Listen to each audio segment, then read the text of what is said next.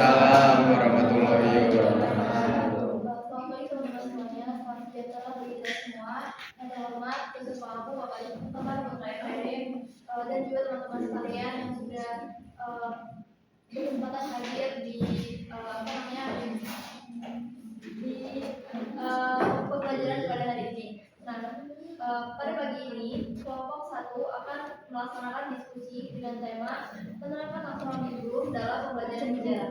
Nah, teman-teman, jadi taksonomi Bloom ini merupakan rangka klarifikasi tujuan pembelajaran yang membagi kemampuan siswa dengan 3 ranah, yaitu kognitif, efektif, dan juga psikomotor. Nah, diskusi ini akan dipandu oleh saya sendiri sebagai moderator dan juga pemantri dan kelima pemateri pada pagi hari ini.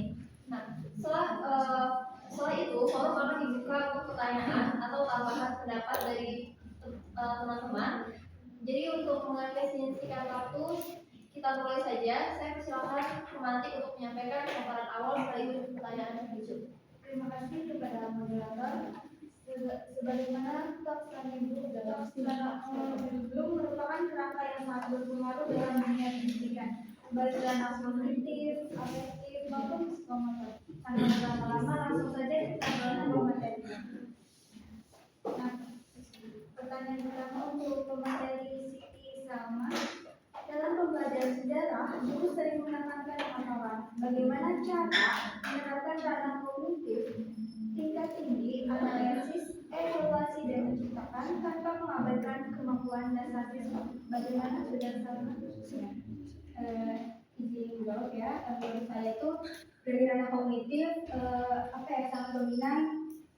Misalnya nih saat membahas proklamasi kemerdekaan, itu tidak hanya disuruh untuk membahas menghafal gitu loh, menghafal textbook atau kayak terpatok pada apa yang dijadikan simpel kayak misalnya kalian baca ya gini menghafal dan setoran ke ibu gitu. Tidak hanya seperti itu kan kayak monoton ya, kayak kurang menarik juga. Terus bisa ya kita tuh bisa mengimplementasikannya kayak kita tuh menyuruh siswanya itu kayak yang ada di taksonomi ini yang tingkat paling tinggi itu yaitu mencipta siswa itu diajarkan untuk bisa mencipta siswa itu diminta juga untuk misalnya membuat narasi sejarah dengan tema misalnya bagaimana jika proklamasi ditunda. Nah, hal itu kan juga bisa membuat siswa itu berpikir kayak menciptakan wawasan baru gitu. Terus juga menunjukkan bahwa sejarah itu dapat diajarkan dari level rendah gitu, dari level rendah ke level tinggi, bukan hanya kita mengajarkan siswa itu dari karena taksonomi ini di tingkatan bawah terus, tapi kita juga harus mulai bisa menerapkannya pelan-pelan level ke atasnya juga gitu. Terima kasih ya Saudara Salma. Lanjut ke pertanyaan kedua untuk Saudara. Nah, ranah afektif sering dianggap sulit diukur karena berkaitan dengan sikap dan nilai. Menurut Anda, metode penelitian apa yang paling efektif untuk mengukur ranah afektif siswa dalam pembelajaran sejarah? Nah, menurut saya, jika kita melihat dari ranah afektif, pembelajaran sejarah itu harus menemukan sikap moral. Misalkan, ketika siswa belajar tentang pembelajaran sejarah, contohnya misalkan sejarah Pangeran Diponegoro. Nah, siswa ini tidak hanya mengingat peristiwanya saja, tetapi siswa juga gitu bisa meneladani sikap dari Pangeran Diponegoro tersebut. Contohnya misalkan sikap dari pantang menyerahnya, sikap semangat berjuang, sikap tanggung jawabnya. Jadi siswa itu tidak mengingat peristiwanya saja, tapi harus bisa meneladani sikapnya juga. Terus penguasaan ranah afektif juga bisa ditinjau dari beberapa nilai aspek yang ditujukan dari perasaan, nilai, motivasi, dan sikap peserta didik. Namun pada ranah efektif ini peserta didik itu lemah dalam penguasaannya.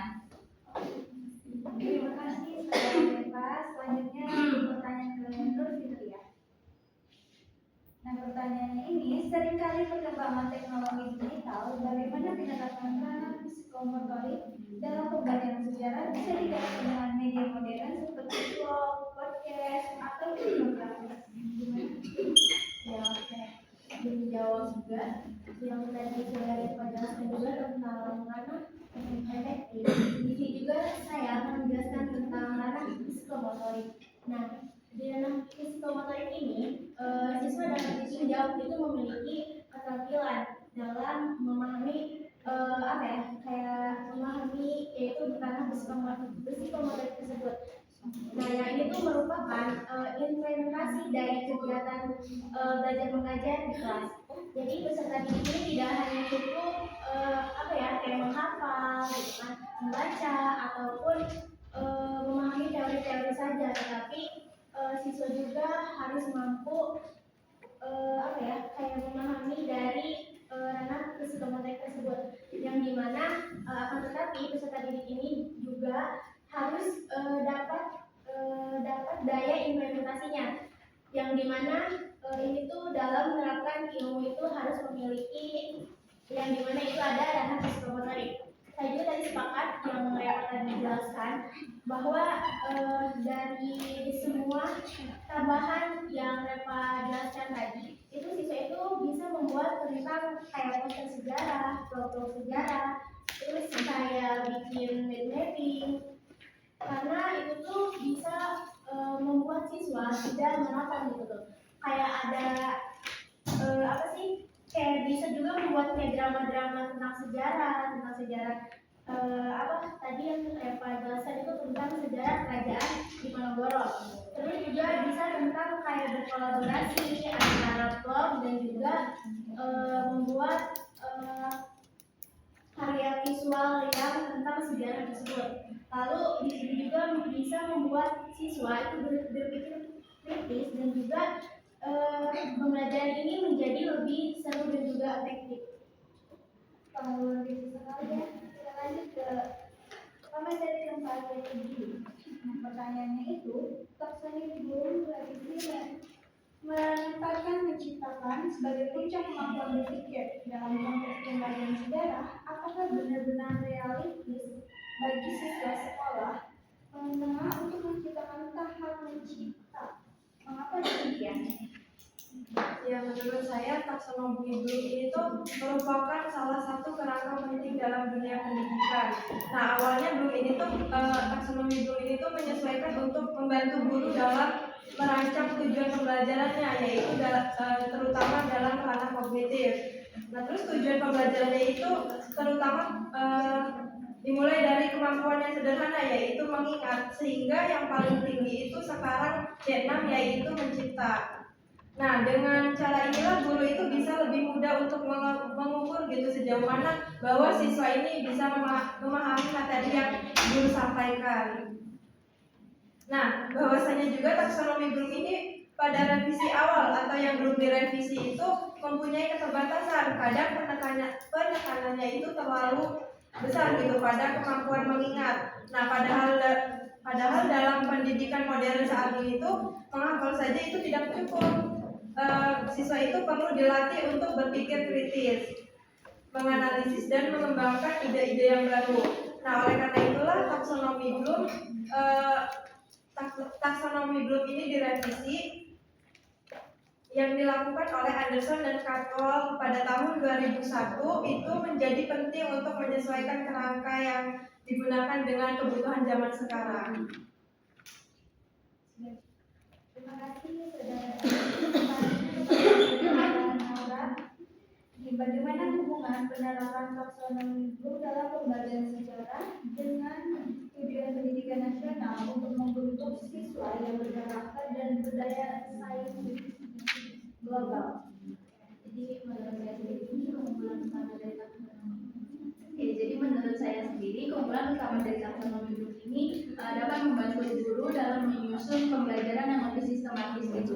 Jadi guru dapat membuat menyusun soal mulai dari soal-soal yang sederhana menjadi soal yang kompleks. Terus juga guru itu dapat mengamati siswa dalam berdiskusi dan juga menilai keterampilan siswa dan melalui proyek-proyek yang guru berikan. Jadi evaluasi ini enggak hanya soal kognitif tapi juga menyentuh afektif dan psikomotorik. Jadi secara umum ini taksonomi ini nge-pressure gitu, nge-pressure ketiga domain ini ada kognitif atau pengetahuan efektif dan psikomotorik untuk memastikan pendidikan gak hanya fokus pada kecerdasan otak tetapi juga pada pengembangan karakter dan keterampilan praktis dari siswa itu sendiri.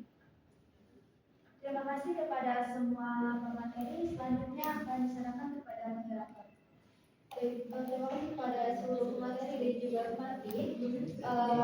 Jadi paparan tadi menunjukkan bahwasanya taksonomi ini benar-benar mencakup banyak aspek penting gitu ya dari suatu hal. Nah, sekarang kita masuk ke sesi forum diskusi ya teman-teman. Jadi saya persilakan kepada kalian baik dari kelompok lain maupun dari peserta diskusi jika ingin menambahkan pandangan atau mungkin ingin bertanya dipersilakan. Jadi menampung pertanyaan semua. Oke, silakan. Izin pertanyaan. Nih, ini pengen tahu dari segi cara kalian mengatasinya. Kan itu kan dijelaskan bahwa dalam belajar mengajar itu harus menyatu 3 ranah. Nah, sedangkan semua manusia itu beda-beda dong setiap orangnya. Kalaupun menggunakan model pembelajaran yang menyatu 3 ranah tersebut, belum tentu bisa efektif kan ya. Nah, kira-kira bagaimana cara kalian menghindari hal tersebut? Oke, bagi untuk pemateri boleh langsung dijawab Apa sih? atau mau tampung dulu? Tampung. Oke. Untuk pertanyaan kedua silakan Juta. Ya, sebelumnya terima kasih kepada moderator. Pertanyaannya itu sejauh apa sih kalian memahami materi lomba-lomba yang presentasi ini? Soalnya saya sendiri dari penjelasan dari teman-teman itu kurang memahami ya. Terima kasih Juta. Saya pertanyaan ketiga. Ada yang bertanya? Oke, kita kami Ini bagaimana cara guru menerapkan taksonomi guru ini dalam merumuskan tujuan pembelajaran? bisa diulang suaranya. Bagaimana cara guru menerapkan taksonomi guru ini dalam merumuskan Iya, tujuan lebih ke pada sesuatu dan ini. Untuk merumuskan pembelajaran? cukup gak pemateri atau mau diulang lagi? Oke, terima kasih bagi teman-teman yang sudah bertanya. Sekarang dipersilakan kepada pemateri untuk menjawab pertanyaan dari ketiga audiens tadi.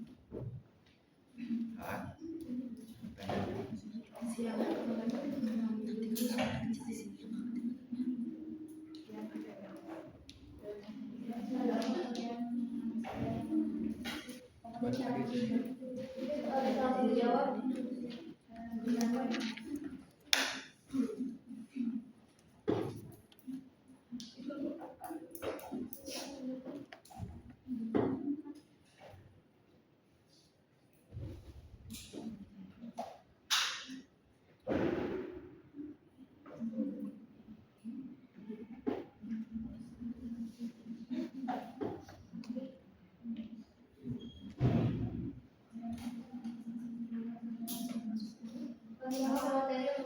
Menjawab pertanyaan dari ketiga audiens tadi.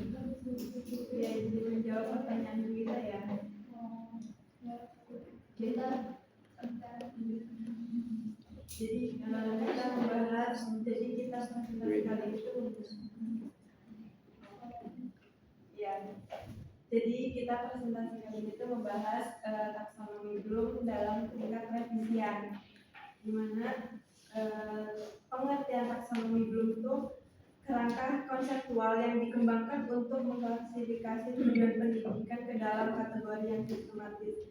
Nah, dalam konsep ini tuh pertama kali dikenalkan oleh Benjamin S. Bloom bersama sekelompok ahli pendidikan pada tahun 1956. Nah, pada tahun 1956 ini taksonomi Bloom itu belum direvisi. direvisi balik sama Anderson dan Carroll itu pada tahun 2001, sehingga terlihat dari perkembangan zaman sekarang ini tuh siswa udah ada yang pengertiannya tuh sudah mendalam gitu, dalam bisa menciptakan terus menganalisis gitu, sehingga si Carroll dan Anderson ini tuh menemukan C6 ini gitu. Mungkin Barangkali dari teman-teman lainnya ingin menambahkan sejauh mana kalian bisa memahami materi yang kalian presentasikan pada hari ini. Jadi,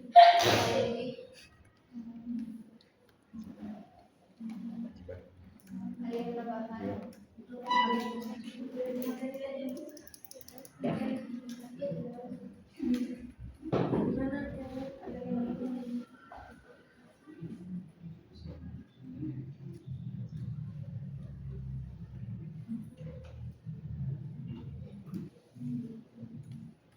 Ada yang menambahkan? Mungkin juga apakah sudah cukup atau masih ada yang ingin ditambahkan? Mungkin dari teman-teman yang lain apa sudah memahami gitu kan sebenarnya yang kalian presentasi hari ini, atau gimana? Soalnya saya sendiri kurang memahami gitu ya apa yang kalian sampaikan.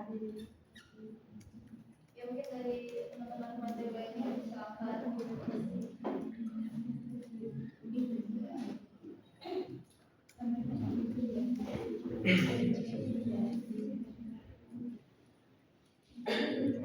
Ya izin menambahkan ya.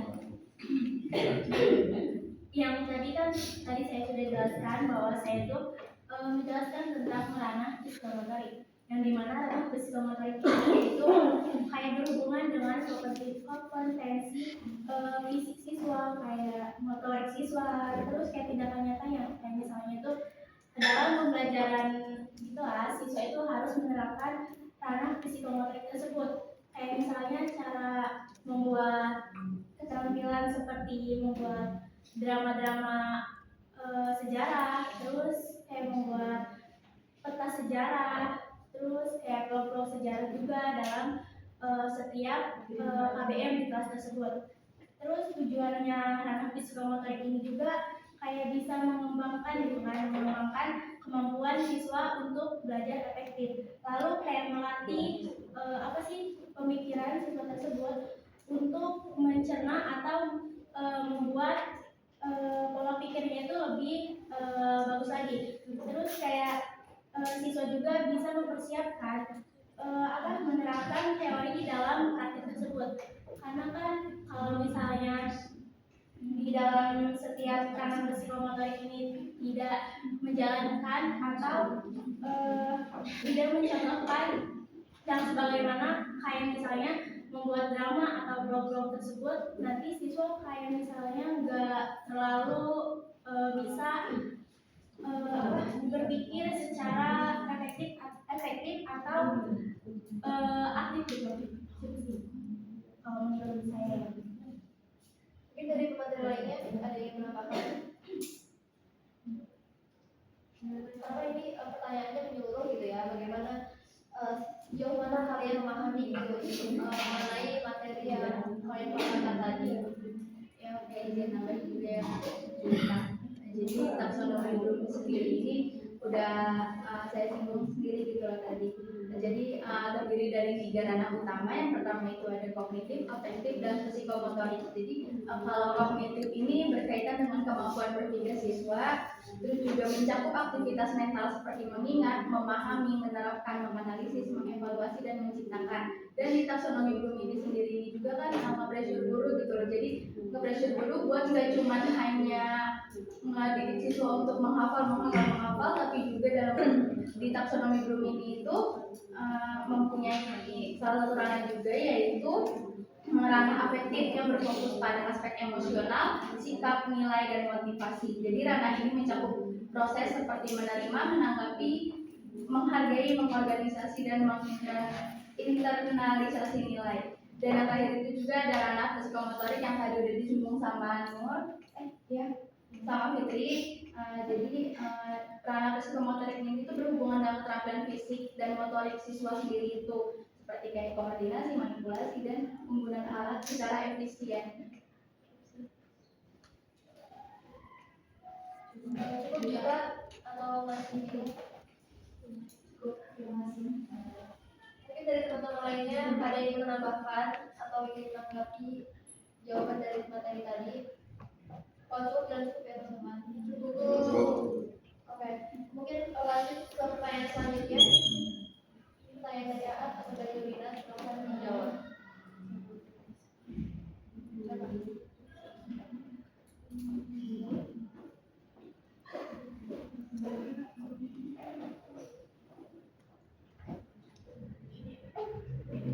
Izin jawab pertanyaan dari Yulinar ya.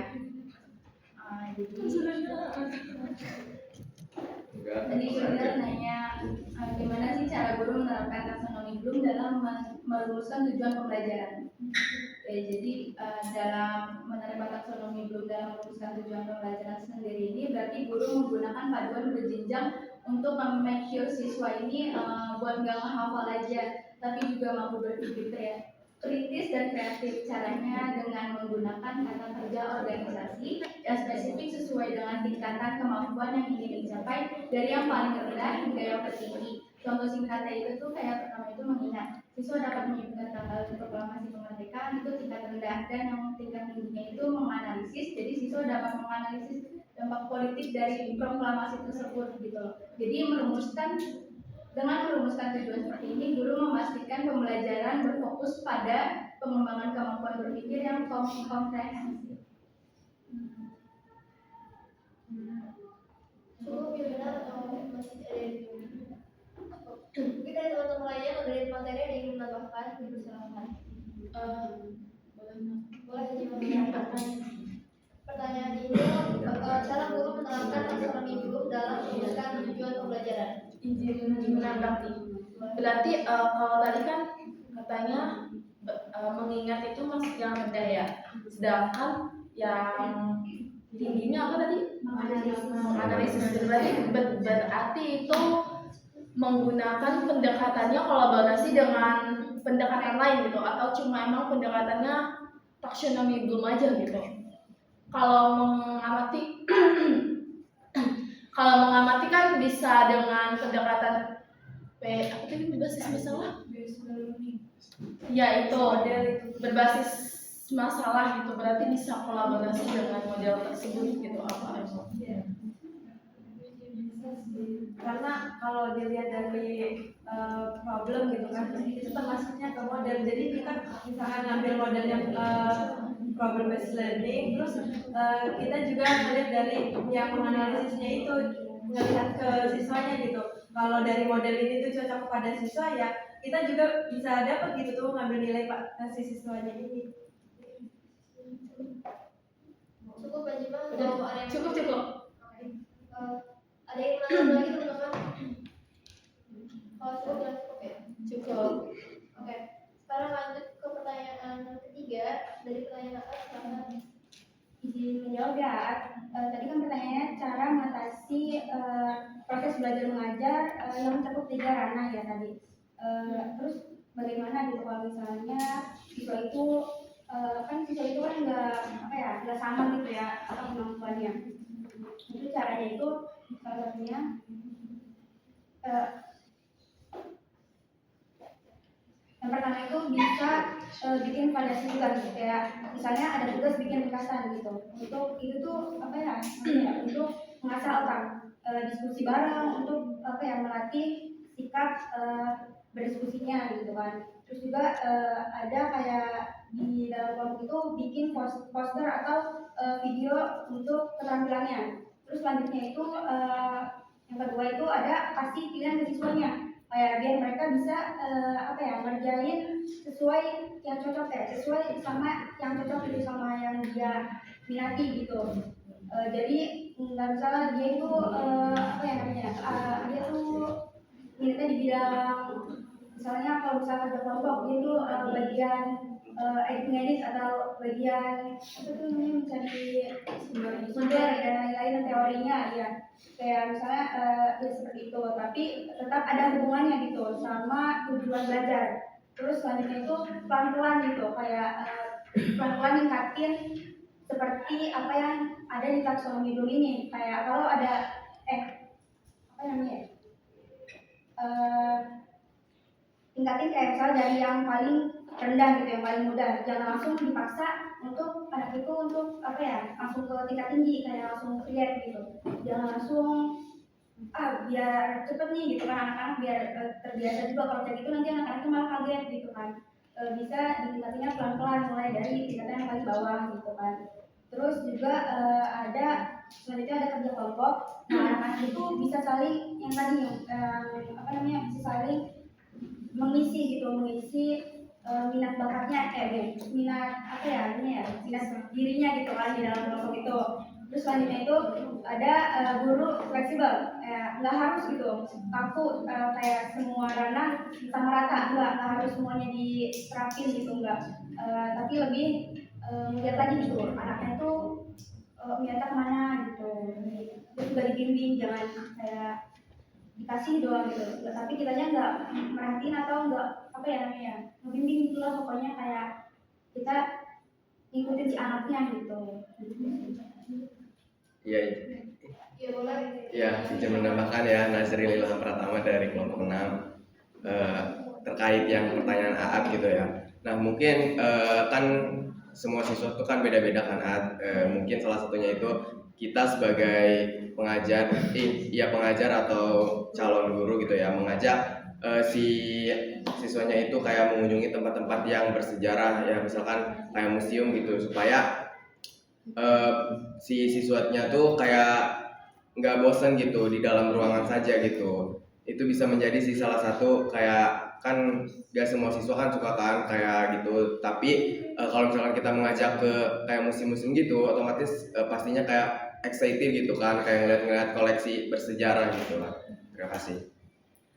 Mungkin ada yang ingin ditambahkan lagi teman-teman materi atau audiens, persilakan. Atau bisa dijawab cukup. Ada yang ditambahkan lagi teman-teman?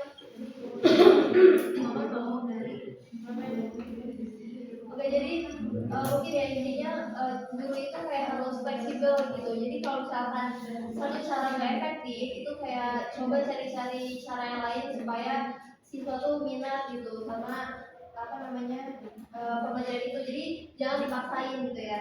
Karena supaya setiap siswa itu bisa berkembang sesuai potensinya gitu. Udah ada yang bertanya lagi atau ada yang ditanyakan lagi? Boleh kami. Saya kan kalau ada nama katanya ada yang paling atas sampai yang paling nah itu jika di kelas itu tidak berhasil itu mempraktekkan salah satu dari bagian tersebut, apa itu akan belajar ke yang setelahnya? Apa akan diusahakan dulu sampai seluruh proses pembelajaran itu berhasil atau bagaimana? Ya izin. Ya maaf. Dari itu ya. Jawab ya. Kita sebagai calon guru ya. Jadi kita harus apa ya? Mengasih model cara gitu ya, cara kepada siswa tuh harus dari C1 dulu, misalkan C1 pada siswa udah bisa gitu ya kita harus C3 terus sampai C6 gitu, jadi harus bertahap dulu, jangan sampai ke C6. Kalau misalkan apa yang tadi dibilang sama siswa kalau langsung ke C6 itu ya jadi siswa tuh kaget gitu, apa ya kayak enggak semua siswa tuh memahami gitu, belum bisa menciptakan apa yang kita sampaikan misalkan materi tersebutnya gitu. Jadi harus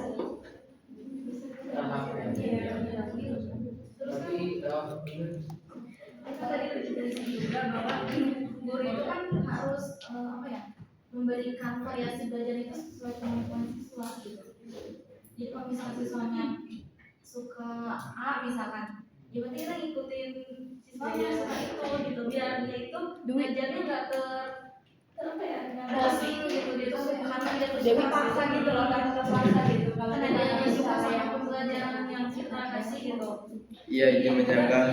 Tapi kalau misalkan kayak gitu Repa, berarti kita sebagai guru tuh kayak apa ya, ngemanjain anak muridnya gitu enggak sih, kayak Enggak juga lebih baik mending ke gurunya gitu, kayak gurunya ngajak ini itu gitu, daripada kayak ngikutin si siswanya gitu, otomatis kayak keenakan gitu ke si siswanya tersebut gitu nggak sih?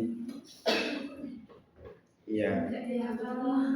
Ya kan ada proses bertahap. Iya, nah jadi kalau langsung ke C6 orang atau langsung ngomong Zril. Enggak, tadi kan si Repa menjelaskan kayak ngikutin si anak-anaknya gitu. Maksudnya ngikutin yang lebih rendah dulu. Iya, maksudnya ngikutin anak-anaknya itu enggak harus ngikutin kalau dia malas gurunya ikut malas enggak. Iya, Bukan si atau gurunya kan si siswanya. iya Si Repa kan. menjelaskan tentang siswanya. Iya, ngikutin kan. Guru ngikutin siswanya kayak menunjuk juga. Nah, biasanya kan sebelum mulai pembelajaran itu ada asesmennya dulu ya. Misal minat siswanya ke arah mana. Nah, apa yang mereka tahu tentang, misal sebelum belajar tentang materi ini kan ada pertanyaan-pertanyaan dulu nih. Apa yang mereka tahu tentang ini atau minatnya kayak gimana. Nah, kita bisa lihat tuh berapa responden siswa yang mengisi minat ini. Nah, nanti kita sesuaikan yang paling banyak yang mana, kita ambil itu dulu gitu loh. Nah, itu. Nggak langsung gitu. Dilihat tuh nanti. Nah, dijelaskannya tadi kayak si AA gitu. Karena aku ngiranya gitu kayak si gurunya itu ngikutin si anak-anak muridnya gitu. Jadi saya cari cara yang kayak Iya. Seperti atau ada yang punya lagi? Ya, izin menambahkan ya terkait jawaban Fahmi gitu ya. Mungkin salah satunya Fahmi salah satunya itu bisa evaluasi bareng-barengan gitu ya, dimana ada guru dan muridnya gitu. Itu tuh bisa menjadi bahan dari evaluasi si gurunya gitu. Mungkin gitu. Tadi kan dalam caranya gini ya, ketika ada ujian gitu biasanya soal yang keluar tuh bicaranya soal yang keluar tuh sampai C6, tapi kebanyakan dari mereka itu bahkan nggak ngerti siswa itu. ya kan biasanya Yang gitu itu apa gimana? Jadi bisa dibilang dalam tahapan tingkat taksonomi itu guru itu seperti gagal gitu dalam membina siswa untuk memahami soal C4 aja karena mereka itu belum banyak paham. Nah, di ujian itu sudah muncul sampai C6, bahkan C4 aja mereka belum paham gitu. Ya mungkin itu dari mau dijawab dulu. Ya izin ya, itu mungkin dari salah satu faktor si siswanya yang dimana kayak ya siswa kan nggak sama kan Fahmi, itu bisa menjadi karena faktor kayak otaknya gitu kayak bukan nggak ngalir ya, tapi kayak tidak mendengarkan guru kayak menjelaskan ataupun kayak ngomong hal-hal penting gitu Fahmi. Izin menambahkan ya. Nah, benar sesuai siswanya itu kan. Nah, itulah gunanya guru kita, gunanya juga untuk meningkatkan minat mereka dalam misalnya dalam menghafal itu. Nah, gimana caranya kita membuat mereka tuh mau membaca gitu loh? Apakah dengan game? Misalnya kan permainan kalau misalnya menghafal doang bikin bosan dong. Nah, kalau misalnya saya dari SMA saya biasanya pembelajaran itu diselingi game yang mana game ini ada game tentang pengetahuan gitu loh. Nah, tentang sejarahnya. Jadi walaupun mereka tidak akan ingat semuanya gitu, setidaknya mereka ingatlah beberapa hal yang diajarkan tersebut. Jadi kalaupun ingin menciptakan suasana yang menyenangkan ataupun untuk menambah minat mereka dalam belajar, ya kita pintar-pintar lah cari game ataupun cari sesuatu yang bisa membangkitkan semangat apalagi minat mereka gitu di situ. Biar apa, walaupun walaupun mereka tidak tahu semuanya, tidak mengingat semuanya, setidaknya mereka mengingat beberapa hal penting yang pernah dilakukan. Ya, izin menambahkan juga ya. Tadi kan soal ulangan ya, yang apa sih intinya yang meningkat gitu kan. Nah, mungkin salah satunya faktor gurunya juga kan, itu tuh bisa karena si gurunya pengen tahu gitu potensi dari peserta didiknya yang diajarnya gitu, supaya mereka tuh kayak memahami nggak ya materi yang saya kasih gitu sih. Oke, jadi intinya tuh boleh loncat, tapi si guru ini tahu alasan sama tujuannya gitu. Oke, dari teman-teman ada yang ingin tambah lagi? Iya, yang tadi pertanyaan itu sebenarnya nggak harus ya, kan idealnya emang kita tuh mengikuti tahapan atau level dari taksonomi Bloom ini. Tapi kembali lagi kalau misalnya untuk diterapkan ke ke siswa itu tuh fleksibel aja gitu. Kita kita tuh sebagai guru itu harus fleksibel, kayak di dalam kelas itu yang yang penting tuh guru tahu gitu loh kemampuan atau posisinya itu si anak itu harus apa ya diterapinya itu dari mulai apa namanya tahapan paling rendah kelas itu harus apa ya nggak harus langsung nggak harus berurutan bisa di apa namanya bisa nggak bertahap berapa sih berurutan gitu loh. Tergantung situasi juga gitu di kelasnya seperti apa kan kadang juga di kelas yang misalnya nih dikasihnya itu mulai dari C1 nah besoknya itu nggak berurutan gitu loh. Mungkin bisa dijelaskan gitu C1 itu apa, C2 itu apa gitu. Ya kalau misalnya dari tahapannya mulai dari bawah ya itu ada mengingat. Nah yang kedua itu memahami, yang ketiga itu menganalisis. Ya itu terus ini juga menerapkan mengevaluasi lalu mencipta terakhir yang paling atas yang tinggi itu. Jadi nggak harus berurutan sih kalau menurut saya terjadi ke situasi kelasnya dan juga guru itu harus sadar sama posisi siswanya di kelas itu seperti apa. Tapi seharusnya yang saya tahu berurutan. Kalau misalkan dari C1 yang misalkan memahami ya. Kalau misalkan memahami siswanya udah paham nih, dipantik dengan pertanyaan yang tingkat berikutnya. Kalau emang dirasa gurunya udah bisa, siswanya udah bisa sama guru, berarti udah bisa nih dari tingkatan berikutnya, berarti bisa naik ke berikutnya. Jadi nggak langsung dari C1 diloncat C2 enggak. Jadi ada pemantikan dulu untuk siswanya. Gurunya menilai bahwa siswa ini sudah mampu dari C2 gitu, tingkat 2 gitu. Berarti boleh langsung ke C3, tapi enggak semena-mena langsung dari C1 langsung ke C3 enggak, jadi ada prosesnya. Harus harus ikutin itu situasi dan kondisi kelasnya juga gitu loh. Kayak misalnya C1 sudah terpenuhi sudah ini, nah C2 misalnya anak-anak sudah ini juga gitu. Misalnya kayak dipantau gitu loh, kayak ini lewat aja nggak gitu, kayak kita tuh kayak tahu kondisinya, ini anak-anak sudah bisa memenuhi C2, bisa nih langsung C3 gitu. Maksudnya kayak dipantau juga gitu. Ya mungkin ada yang mau lagi teman-teman. Kalau teman-teman ya, juga setiap pergantian materi itu guru kan biasanya ada asesmen atau apa sih namanya? Apa sih? Ya panduan atau ini gitu loh. Apa ya? Berupa ulangan apa sih? Berupa asesmen akhir setiap materi tersebut atau bisa berupa proyek kan kayak misalnya bikin apa sih? Apa ya? Apa sih main mapping gitu loh di bukunya gitu loh. Kalau ujian akhirnya itu setiap pergantian materi gitu kan pasti ada itu kan. Nah itu juga bisa tuh membantu siswa mengingat pelajaran gitu. Setiap pergantian materi. Enggak ada soal-soal saya pengen enggak. Karena kan banyak cara. Tinggal kreativitas gurunya aja gitu mau seperti apa. Ya mungkin yang menanggapi Cukup. Oke. Mungkin terima kasih kepada teman-teman yang sudah menanggapi maupun bertanya kepada para pemateri ini.